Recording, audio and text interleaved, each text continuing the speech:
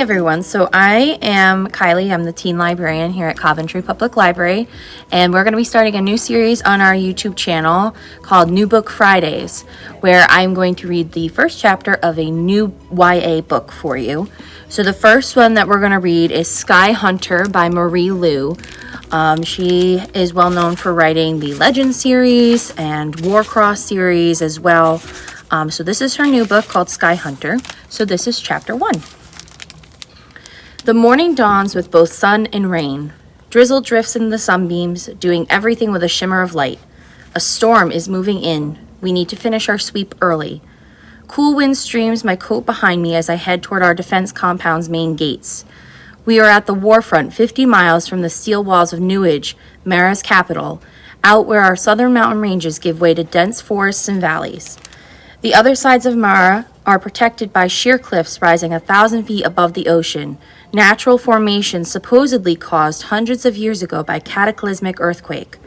But here in the south, we are vulnerable to attacks from the Kerenza Federation, whose vast territory now extends up to the other side of the pass.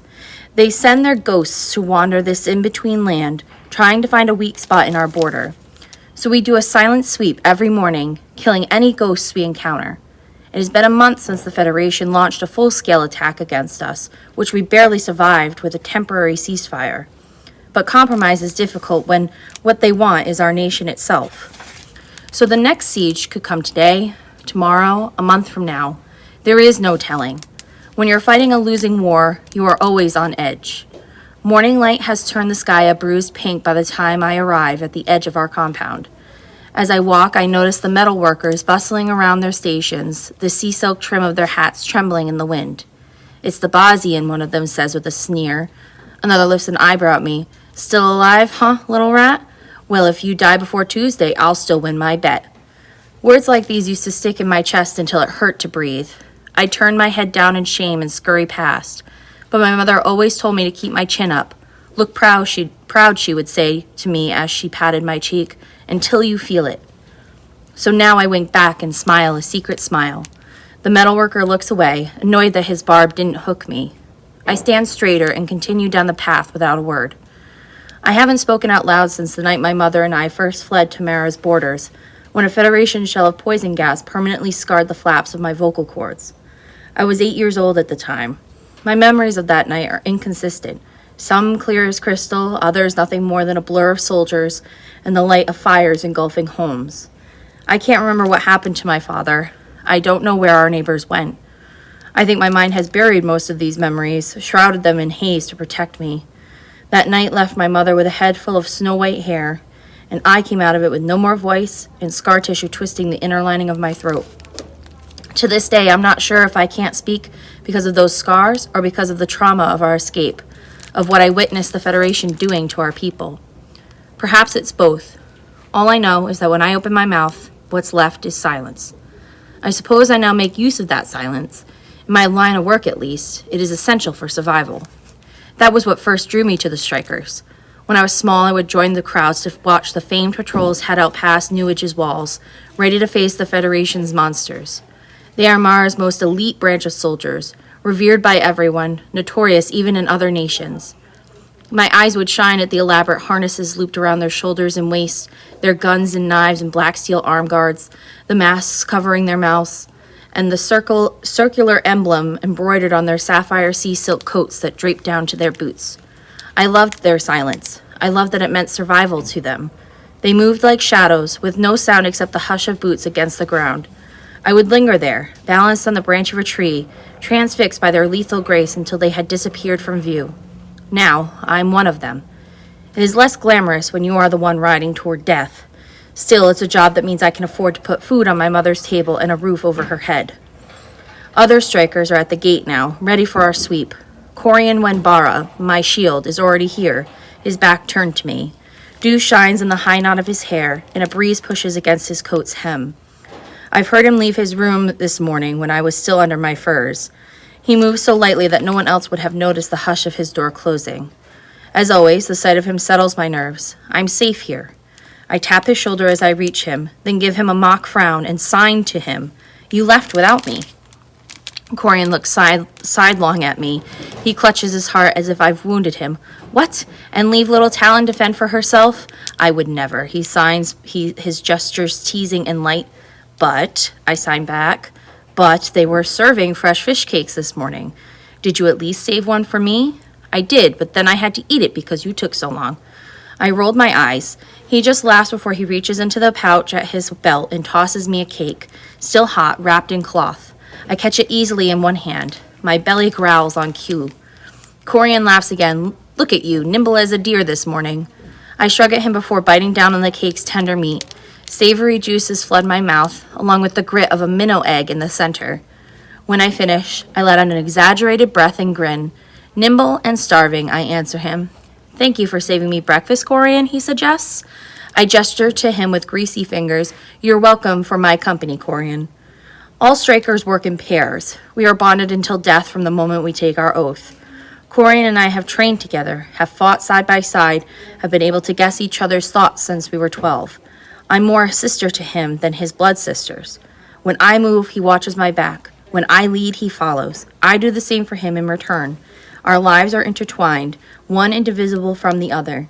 He is my shield, what we call our striker partner. I am his. We're a strange pairing. Corian and I have always been opposites in everything. He is the third-born, son of the Barra family, one of the wealthiest in Newage. His appearance is golden in every way. When he laughs, he leans into it with his entire body, a constantly shifting mosaic of strong lines. It's the kind of aura you can't help but be drawn to. People buzz around him at holiday banquets, all eager to be seen chatting with him. My full name is Talon Kanami. I'm a refugee from Bazia, a nation south of Mara that fell to the Federation 10 years ago. My skin is light brown, my eyes green and slender and long-lashed, my hair so black that it shines blue like the slick of oil in the light. I am proud of my Bazian features, but many in Mara call refugees like me rats. The Marin Senate has banned us from serving in the striker patrols. I'm here only because Corian asked the First Blade to make an exception for me. Now that we've eaten, Corian and I do our routine weapons check, making sure our blades are fresh and bullet chambers are loaded. Daggers, he calls out. I run my fingers against the hilts of mine, then tug once on the harnesses looped securely around my shoulders. We each carry a dozen daggers, 6 strapped across our chests in a bandolier, 2 against the harnesses around each thigh, and 1 tucked along each boot. Good, I sign to him. Blades. We simultaneously touch our hands to our 2 swords hung at the hips, then pull them out in unison and sheath them again with a flourish. Like the daggers, these are made of a near indestructible metal, capable of slicing through almost anything. I nod at his left blade. Could use an extra polish, Corian, I sign. That edge is looking a little dull. It'll still cut a throat, he replies. I'll sharpen it tonight. Guns, I move on. We have 2 sniper pistols each, equipped with mufflers to silence them when they fire. A cloth bandolier running across my belt is full of bullets. Corian tosses me a few extra ones from his stash. I catch them and drop them into their slots. Bow, he finishes. Arrows.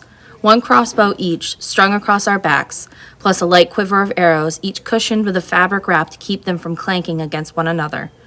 Finally, we check our arm guards and gloves, then our black half masks, which will cover our mouths and muffle the rasp of our human coughs.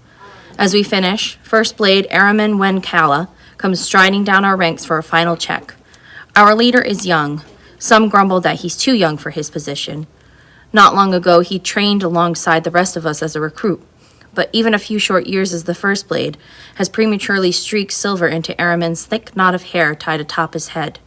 His eyes are as gray and hard as a thunderstorm, rimmed with ferocious dark powder. His lips are twisted down in a permanent scowl. Black fragments of jawbone stud his ears like multiple earrings. Following the tradition of other strikers who have lost their shields in the past, the First Blade had cut those bones straight out of the ghosts that had killed his own partners years ago. It's hard to grow old in this profession. You promote who you can. He progresses along our line, stopping occasionally in front of a few of the newer recruits to check a harness, tilt a chin up, offer a few words of courage. Talon, he says when he reaches me. I place my fist against my chest in a salute to him, and he does the same, before moving on. Finally, when he finishes, he stands before us one last time. There are no speeches of glory, no rousing battle cries, No one needs to tell us that we are the last defense Mara has against the Federation. Down the line, a hush falls over all the striker ranks. We pull on our masks at the same time, covering the bottom half of our faces in black. Corian looks straight ahead, his features flattened in concentration. My heart hardens into stone. My mind pushes away everything except a single goal: protect my country. The first Blake gives the order. We step forward as one out into the silent world. If not for the Federation on the other side of this mountainous warfront, if not for their ghosts stalking the narrow passes, the land is achingly beautiful. The air is cold and crisp, half the sky clear and half a darkening gray. The moon hangs powder white above the tree line, craters visibly speckling its body. A cloud of birds glides through bands of fog drifting through the valley's basin. The water of a nearby stream glows bright blue from the light of tiny river minnows, what our breakfast of fish cakes have been formed from, although now they teem only in the thousands where there used to be millions. Farther down the plains, I glimpse a herd of rare, shaggy cows grazing in the mist. Even now, close to winter, they are searching for the sweet yellow wildflowers carpeting the foothills, gemstones gleaming in the snow. But what really makes this landscape breathtaking are the ruins of an ancient, long-gone civilization. The structures, scattered everywhere across all nations, are strange and lovely. Bones of crimson steel bridges that rise hundreds of feet in the air, crumbling white and dark pillars cut into huge, impossibly perfect cubes. Now the steel and stone are overgrown with blankets of dripping green vegetation. No one knows exactly how long ago this civilization existed, as old as 5,000 years, some say. Whoever the early ones were, they were far more advanced than us. They left behind entire cities, machines with wings, ships made of metal, sheets of engineered rock. A few suggest that some of the species we see now, like the wild cows roaming the plains, evolved from animals domesticated during that time. From the fallen skeletons of their steel structures, we broke down the parts and used them to fortify our halls, towers, and bridges. From their abandoned weapons, we created our guns and bullets and blades. From their books, the Federation learned how to twist humans into ghosts. I wonder where they went. One theory says they died out, killed by a sickness, and that we descended from the few survivors. Another claims they abandoned this earth to live elsewhere among the stars, and we are the stragglers left behind. Or maybe they too had demons to face, had destroyed one another with their hatred. I wonder if they would approve of how we have scavenged their leftovers. We have all spread out by now, cutting a trail through the grasslands toward the woods nestled in the Cornerwell Pass. Occasionally we stop to listen, wondering whether the wind whispering through the pines will also carry the sound of teeth. But the forest is still today. We reach the edge of the woods. Here the lights dim, filtered through the thick canopy into rays dotting the floor. Dense layers of fallen logs pile in a green blanket of moss and ferns. The scent of cool, damp earth surrounds us, and from somewhere far away comes the faint trickling of a stream. As time goes on, I start to notice the finer sounds: the drip of water on a leaf, the thud of a frog leaping onto soft soil. Corian walks several yards away, but our bodies always turn in sync with each other, used to the years of our rhythm. Then I notice a snapped twig against a branch. I pause and lean close for a better look. Corian senses the shift in my movement without even looking at me. A moment later, he's at my side, warmth radiating off him, his stare focused up on the twig too. I sign to him with my gloved hands. See the angle of the break? Corian signs back. It's down, he replies, not sideways. Broken by something taller than this branch. He points into the wood. Came from that way. Stag, I say? Would be more snapped branches here if it was. A scout, maybe? A spy? Could be, he responds. I heard the Southern Patrol has caught a prisoner of war fleeing through the valley this morning. There might be others. A glint of something wet on the forest floor catches my eye. I crouch. Blood, I tell him, as I stare down at the single fresh dot of crimson, the color a shade noticeably darker than human. Corian nods in agreement, his lips pulled into a tight line. It's not a stag or a scout. We have tracked hundreds of ghosts. By now, the smallest hint is enough to let us know they're nearby. I point up once at the trees. Take top watch. I'll wait for your sign. Corian taps a fist quietly against his chest at the same time I do. Then he heads for the trees. In 2 steps, he pulls himself up into the nook. There he crouches, nearly invisible against the dark wood. I shift toward the thick undergrowth near a pile of mossy logs. During training, I would glide across floors littered with stacks of coins, careful not to disturb any with my boots. Now I pass between the logs without a sound until I settle into the crevice of a hollow trunk. Long minutes drag by. A bird trill catches my attention. Corian's call. I turn my eyes up to him. He's still hunched in the shadow of the tree nook. He signs to me again, pointing 3 fingers to my right, then 3 fingers toward me. 3 ghosts east of you, 3 ghosts north, 100 feet away. They're here. My hands rest against the hilts of my swords. I always choose them first. They are the quietest, they have the range I need, and above all, they let me move quickly. In the trees, Corian pulls a gun from his holster and rests his finger on the trigger. Another pause, followed by an abbreviated sign from Corian, warning, close by. The forest silence gives way, the crack of twigs against rotting feet, the crumble of sodden leaves. Then finally, I hear it. The gnashing of fangs wet with blood. To my right comes the first trio. They move on all fours in a jolty skitter, their arms stretched longer than their legs. An iron cuff circles each of their necks to protect their vulnerable vein. The closest of them turns its milky eyes skyward, searching the treetops before continuing on. New blood drips down its human-like chin. I've seen countless ghosts on the warfront, and yet to this day, that 4-limbed skitter still makes the hairs on the back of my neck rise. They edge closer. As they do, the second trio comes into view. They reach up on 2 legs, stretching themselves tall as they peer between the trees. My gaze focuses on the leader of the group. It is bigger than the others, its cracked muscles more prominent. Like alligators in the southern lands, ghosts continue to grow in size and strength until something kills them. If nothing does, they will live forever. Some, I hear, tower higher than elephants. When this one stretches itself up to its full height, it looks like a hulking beast, its skin cracked and bleeding. Up in the trees, Corian rises into a predator's crouch and lifts his gun. I tense, willing him to be safe. My hands close on the hilts of my swords. The stillness of the forest settles heavily on my senses, and all my strength coils tight in my muscles. You only get one chance to move. After that, there is no room for hesitation, no time to rest or regroup or change your mind. Everything depends on your speed. You take them down fast, or they will take you down. Corian aims his gun at the leader. He shoots. The bullet strikes the ghost hard in its neck cuff, cracking the iron. It lets out a deafening shriek and whirls in Corian's direction with a speed that defies its size. It throws itself at the tree and begins clawing furiously for him. The others instantly turn in his direction, too. I dart from my hiding place at the same time I yank my blades out. The familiar hush of metal sliding against sheath hums in my ears. My swords catch the light. I race along a fallen log. The closest ghost to me doesn't even see me coming before I launch into the air and swing my blade at its neck. It slices clean into the cuff, splitting it. My second blade cuts its vein. The ghost collapses to the ground, twitching violently as blood stains the green forest floor crimson. I don't stop moving. The ghosts are now in a frenzy of rage, their movements like the strikes of an adder. One swipes at me. I slide to my knees and arch so far back that my head scrapes against the ground. Its claws miss me. I pop back up and slash a fatal wound in its neck, then whirl in the same move and cut through the cuff of the ghost beside it. My other blade stabs it in the throat.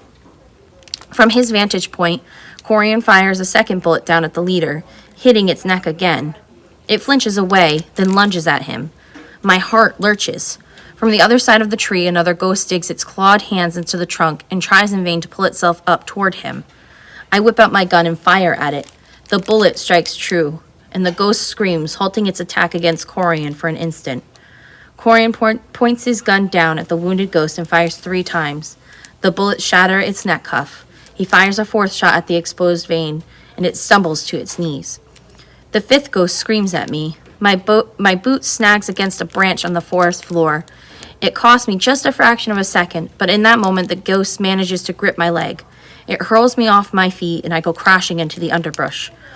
As I scramble back up, it's already lunging for me again. I'm about to lift my blade when an arrow suddenly blooms right underneath its jaw, keeping it from opening its mouth. It lets out a snarl of fury, and behind it, Corian nods at me from his tree.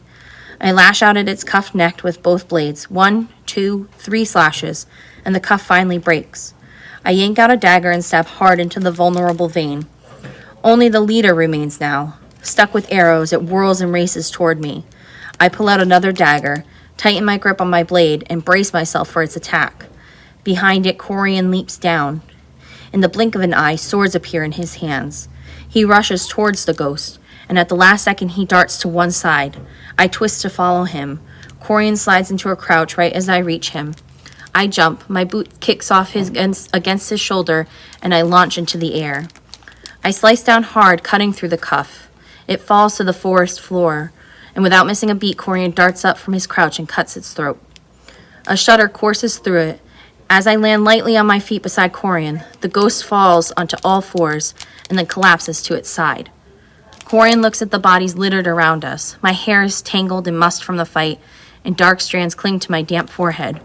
My senses still tingle with unease, and my body stays turned protectively toward Corian.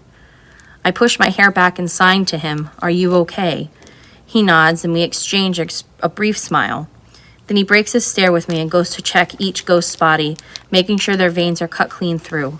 I do the same, pausing to watch as he stops before the dying leader. Corian has told me before that ghosts remind him of humans the most when they are in their last throes. Their movements slow, their breaths curl in the air, and their shrieks, weakened, turn into the sound of something anguished and pitiful. Their eyes water with pink, blood-tinted tears. It is said that they cry because their rotting, eternally growing bodies are in excruciating pain all the time. Their dying whines are a plea for mercy. I always warn him that they do not have the heart he has. He always reminds me that they did once, that before the Federation filled them with poison, they had smiled and laughed and been in love, that real hearts used to beat in their chests. Even though Corian stands over the leader as its executioner, he reaches down to pick one of the blue flowers dotting the forest floor. Then he bends a knee in the middle of the glade, his long coat pooling in a circle around him, and places the flower carefully beside the body. He pulls down his mask and bows his head. His fingers sweep across the floor in a single arc. His lips move without a sound. He always does this, and it is why I respect him. He is saying, "May you find rest." I see the seventh ghost too late. It is smaller than the others. Maybe it had been a child when it turned. Ghosts travel in packs, but this one had been lagging behind. It materializes in the shadows of the woods behind Corian's kneeling figure. Its eyes, milk white with hatred, turn on my shield, and its jaws open. It lunges. My blood turns to ice. I grip my blades and rush forward, but it is far too late. The ghost sinks its teeth into Corian's shoulder before he can whirl around in time. It throws him off his feet and onto his back in a single move, then dives onto his chest. Daggers are already in Corian's hands, and he stabs at the ghost again and again, seeking its vein. I throw myself at the beast with all my strength. It's enough to force the ghost's attention onto me instead of my shield, and I cut its throat with one swing. I slide to a halt beside Corian and press down on the wound in his shoulder. He shoves me away with a snarl. His body is already trembling, and his lips are tinted blue as if from the cold. He is signing the same words to me again and again. "Do it, do it." And I know it is over. If your shield is bitten by a ghost, you must cut his throat before he turns. This is the last thing we are taught. It is taught last because none of us want to think about what it means, because sometimes the things that cut closest to your heart deserve the weight of being last. Corian looks straight at me. His eyes are bright with unshed tears. I tighten my grip on my blade and stand over him. The world takes on the blur of a dream. We never break our stare.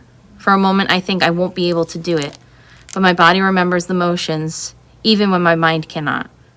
My blade slices through the air. There's a sickening sound, then a sigh. The forest is still again, and I'm the only one left to hear it. I turn my face up because I cannot bear to look down. Rain beads against the forest canopy.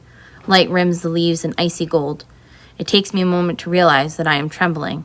As always, I don't utter a sound, but a heart can grieve in silence, so I sink to my knees beside Corian's body and allow the tears to come. And that's the end of the first chapter of Skyhunter by Marie Lu. So if you're interested in this book, we do have it available at the library, so you can come pick it up if you'd like. And we will see you next time with our next chapter.